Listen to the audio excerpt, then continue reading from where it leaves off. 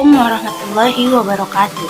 Perkenalkan, nama saya Salsabila Nura dengan NIM 221111290 dengan prodi Pendidikan Guru Sekolah Dasar di Universitas Askia. Di sini saya akan menyampaikan pembelajaran dari mata kuliah Geometri dan Pengukuran SD yang berjudul Sudut, Besar, Diagram, dan Derajat. Mari simak penjelasannya.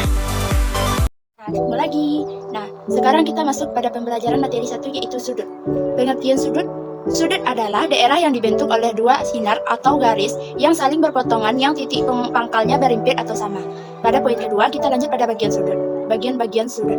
Yang pertama, kaki sudut adalah garis atau ruas yang membentuk sudut. Yang kedua, titik sudut adalah perpotongan antara dua kaki sudut. Yang ketiga, daerah sudut adalah daerah yang terbentuk antara dua kaki sudut. Nah, di sini sudah ada saya tampilkan gambar bagian-bagian sudut. Di sini kalian bisa melihat mana yang kaki sudut, titik sudut, dan daerah sudut. Lanjut, kita kepada macam-macam sudut. Macam-macam sudut dibagi atas 5 macam, yaitu yang pertama, sudut siku-siku. Sudut ini bentuknya menyiku. Kalau membuka laptop secara tegak lurus antara layar dan keyboard, maka itu dinamakan sudut siku-siku. Biasanya sudut siku-siku adalah 9 derajat. Biasanya sudut siku-siku dilambangkan dengan huruf L. Lanjut, yang kedua, sudut lurus. Sudut ini lurus. Sudut lurus bentuknya membentuk 180 derajat. Supaya coba kebayang, bisa lihat ilustrasi pada gambar yang telah saya tampilkan di samping. Yang ketiga, sudut lancip. Sesuai dengan namanya, berarti sudut ini lancip atau runcing. Kalau dilihat dari besar sudutnya, sudut ini berada di antara 0 sampai 90 derajat. Kita lanjut kepada yang keempat, sudut tumpul, yaitu adalah sudut yang besarnya lebih dari 90 derajat tapi kurang dari 180. Contoh sudut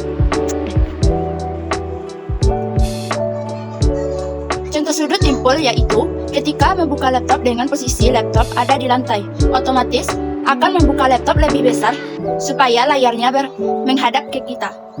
Yang kelima, yaitu sudut refleks. Sudut refleks adalah sudut yang besarnya lebih dari 180 derajat. Sudut ini juga diputar sampai 1 putaran penuh.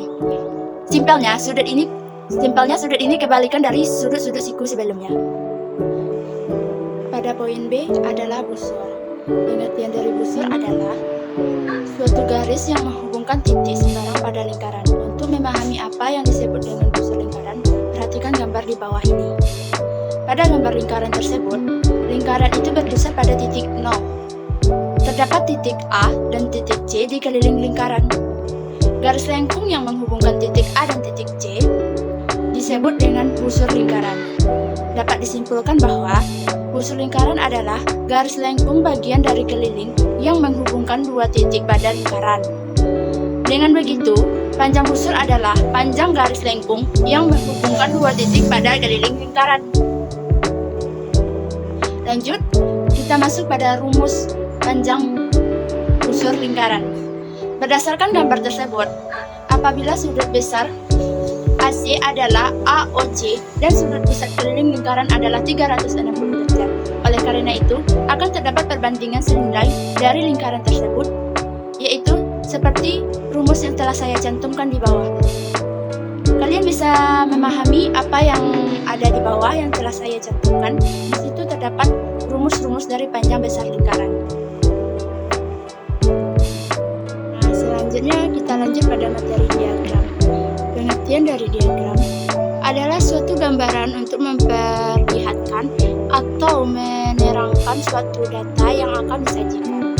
Atau didefinisikan diagram yang lainnya adalah lambang-lambang tertentu yang dapat dipakai untuk menjelaskan sarana, prosedur, serta kegiatan-kegiatan yang sudah biasa dilakukan dalam suatu sistem. Jenis-jenis diagram. Jenis-jenis diagram yang pertama, 1. Diagram garis.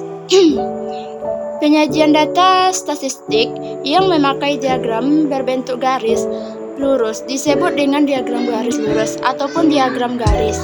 Diagram garis biasanya dipakai untuk menyajikan suatu data statistik yang dapat berdasarkan pengamatan dari waktu ke waktu secara berurutan. Nah, Di sini sudah saya cantumkan contoh dari diagram garis.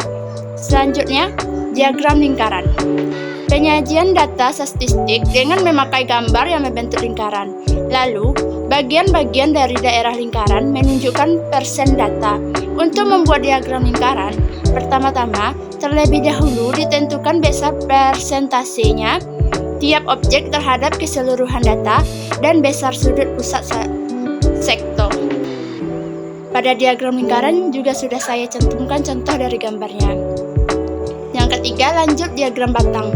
Pada umumnya, dia digunakan untuk menggambarkan perkembangan nilai-nilai suatu objek penelitian dalam kurun waktu tertentu.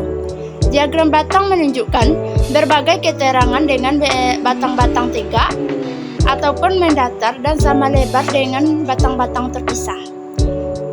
Lanjut, diagram batang daun dapat diajukan sebagai contoh penyebaran data. Di dalam diagram batang daun, data yang telah terkumpul atau diurutkan terlebih dahulu dari data ukuran terkecil sampai data dengan ukuran yang terbesar. Diagram ini terdiri dari bagian diantaranya yaitu batang daun. Pada bagian batang memuat angka puluhan serta bagian daun memuat angka satuan.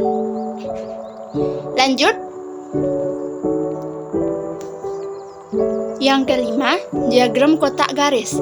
Data statistik yang dipakai untuk menggambarkan diagram kotak garis yaitu statistik 5 serangkai, yang dimana terdiri dari data ekstrem atau data yang terkecil dan data yang terbesar, yaitu Q1, Q2, dan Q3. Selanjutnya adalah derajat, atau secara lengkap derajat busur. Biasanya disimbolkan dengan seperti yang telah saya tampilkan, adalah ukuran sudut yang dapat dibentuk pada sebuah bidang. Sebuah bidang datar menggambarkan 1/360 dari sebuah putaran benu. Artinya, besar 1 derajat adalah 1 juring pada lingkaran yang dibagi menjadi 360 buah juring yang besarnya sama.